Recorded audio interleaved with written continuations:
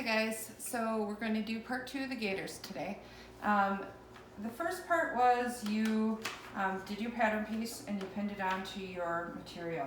Now what we're going to do is we're going to remove the pins.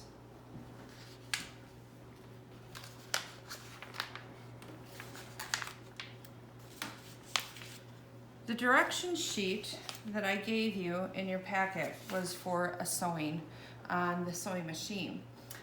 We're going to hand sew it though, because I know that many of you told me that you didn't have a sewing machine at home. So this is going to be modified directions. We're done with our pattern piece, we're going to put it aside.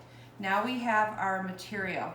When you look at your material, one side is a little bit darker than the other. One side is a little bit fuzzier, a little different sort of pattern.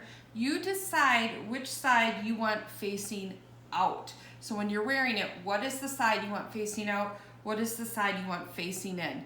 And whatever side you want facing out to the people, that's the side that I want you to put down towards your table to begin, all right? Now that we have the material laying on the table the direction that we want it to be, what we need to do is we need to fold this bottom edge up a 1/2 inch. I have, if you remember from the video you watched earlier, this is called a seam gauge.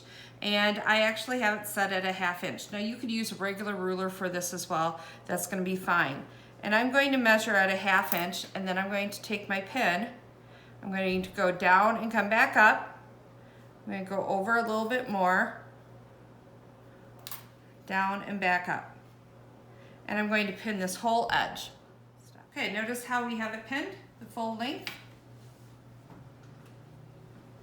That's what we want to do, is have it pinned all the way through.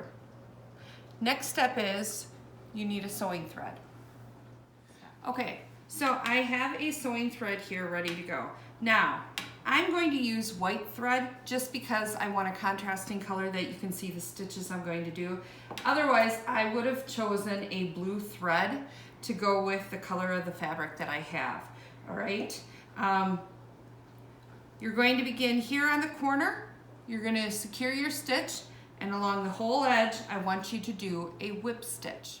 All right, guys, so I've secured my stitch on the corner here, but now what we're going to do is we're doing a whip stitch up through here. So we're not actually going around the outside of this material. We're actually going to whip stitch it from here to here.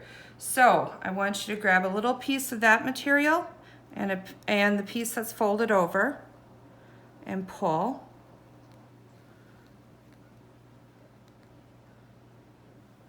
And then continue on. Go up a little bit and do the same thing. Now you want to try to keep your thread straight so that we don't get any knots in it. Get a small, go through the bottom piece. It is coming through to the other side, but it's just little chunks that's coming through on the other side, little pieces. I'll show you. See how you don't even see it on the other side? But you can see the whip stitch here. So I'm going to do this whole edge, and I'm going to show you what it looks like when I'm done. I got in a little rhythm, and I found that if I kept the material down on the table and grabbed a little piece like this and came up, I found that it was easiest to kind of keep in that groove of sewing consistently. Now, it's likely that you're going to need to tie off before you get all the way to the end and get another sewing thread. So this is where my last stitch was. So remember, to tie off, I grab a little piece of the material like this, go through, come back through with my needle again, and create a knot, and then I just have to do the same thing. I actually showed you to go like this with the edge of your thread over the top of the needle, and then pull it tight, and then get another sewing thread and finish it off.